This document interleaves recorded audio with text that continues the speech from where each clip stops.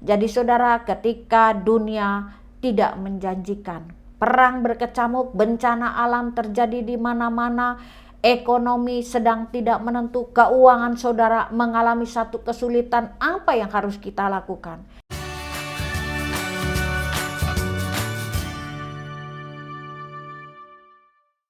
Shalom kepada pemirsa dimanapun Anda berada. Kembali kita jumpa dalam Paulus Rahel Ministry.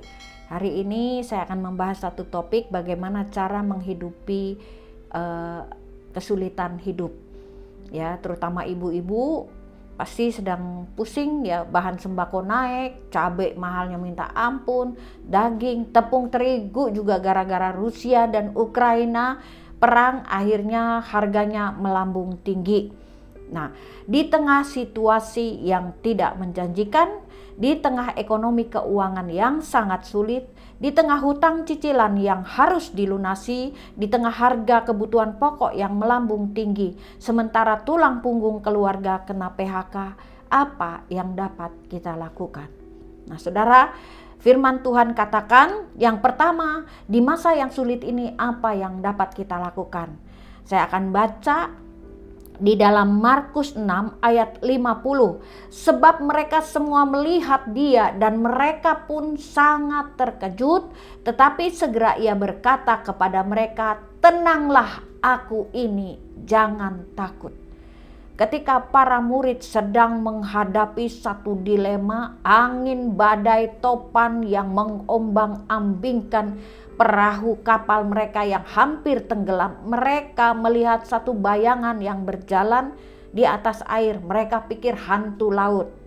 Sehingga Yesus berkata, "Diam dan tenanglah, tenanglah, aku ini, jangan takut." Jadi saudara, ketika dunia tidak menjanjikan, perang berkecamuk, bencana alam terjadi di mana-mana, ekonomi sedang tidak menentu, keuangan saudara mengalami satu kesulitan, apa yang harus kita lakukan? Yang pertama, diam dan tenanglah. Kita datang di bawah kaki Tuhan, berdoa, meminta pertolongan. Karena ketika kita panik, pikiran jernih tidak berjalan, dan apa yang kita lakukan itu adalah keputusan yang emosional yang tidak mendatangkan kebaikan. Jadi langkah yang pertama ketika masa sulit yang kita hadapi, diam dan tenang. Lalu yang kedua, sikap apa yang kita ambil? Ada Tuhan yang bersama dengan kita. Yesaya 41 ayat 10. Janganlah takut sebab aku menyertai engkau. Janganlah bimbang sebab aku ini Allahmu, aku akan meneguhkan, bahkan akan menolong engkau. Aku akan memegang engkau dengan tangan kananku yang membawa kemenangan. Jadi yang kedua, ada Tuhan bersama dengan kita. Nah saudara, saya ambil sebuah ilustrasi. Ketika hidup kita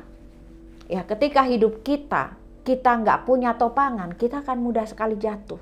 Tapi ketika hidup kita serahkan kepada tangan Tuhan dan Tuhan memegang.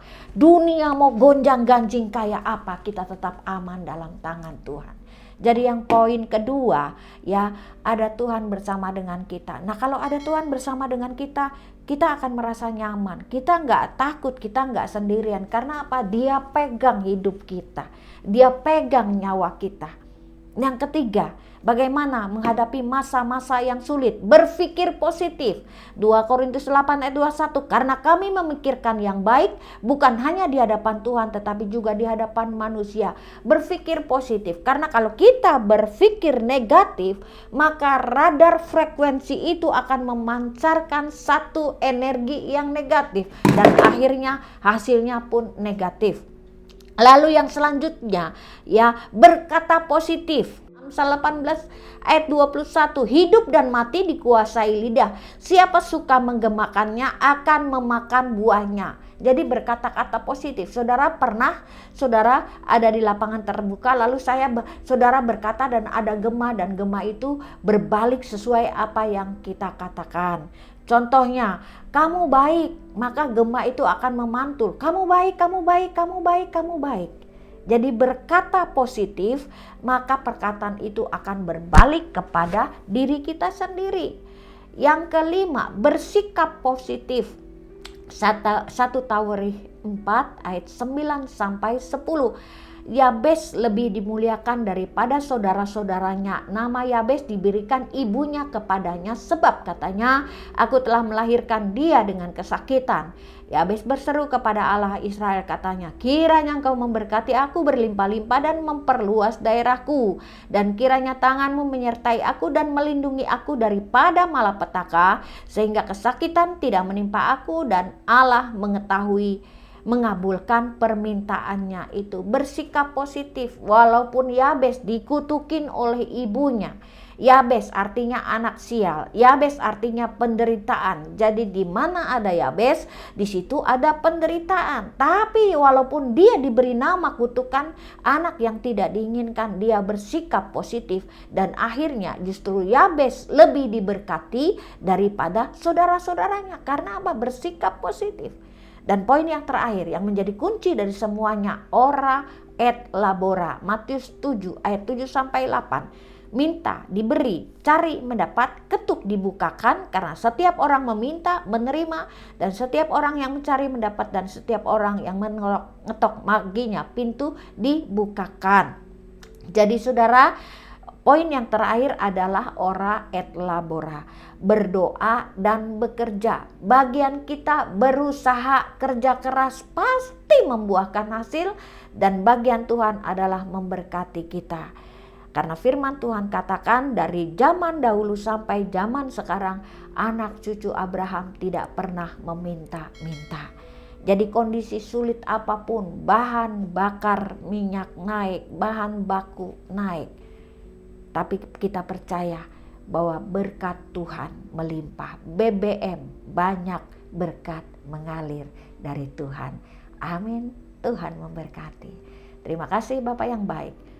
Sekalipun kami hidup di masa yang tidak menentu, di masa yang sulit, tapi kami percaya banyak berkat mengalir dalam hidup kami, dan Bapak selalu pegang tangan kami. Sehingga kami percaya kalau Tuhan bersama dengan kami, tidak ada satupun yang tidak kami sanggup untuk menjalaninya. Terima kasih, bersama Tuhan kami pasti bisa. Haleluya.